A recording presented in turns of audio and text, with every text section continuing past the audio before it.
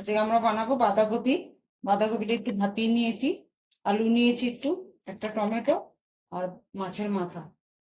কড়াই গরম হয়ে গেছে, তেল দিয়ে দেবো। বাঁধাকপিতে একটু না ভাপিয়ে নিলে ভালো লাগে না খেতে। তেজপাতা দেবো চামচ, হাফ চামচ জিরে দেবো।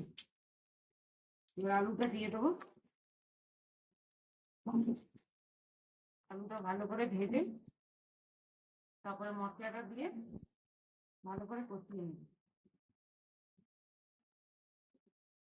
আলুটা ভাজা হয়ে গেছে, এবার এক করে মশলাগুলো দিয়ে দেবো। টমেটোটা দিয়ে দিলাম, আদা লঙ্কা বাটা এক চামচ দিয়ে দেবো,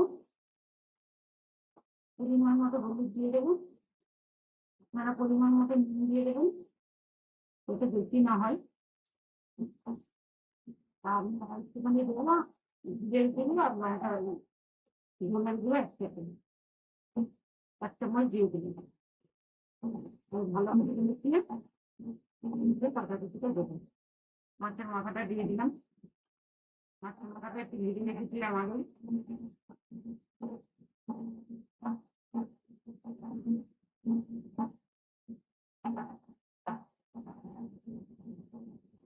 মশলাটা কষানো হয়ে গেছে, ভালো করে কষিয়ে নিয়েছি। বাঁধাকপিটা দিয়ে দেবো। বাঁধাকপিটা ভালো করে নামিয়ে ঢাকা দিয়ে দেবো, তাহলে খেতে ভালো লাগবে।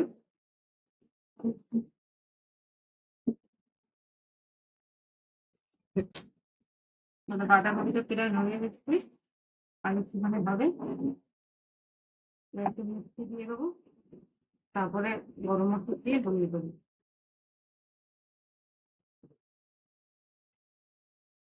একটুখানি হবে মাছের মাথাগুলো বাঁধাকপি বাদাম কত সুন্দর হয়েছে।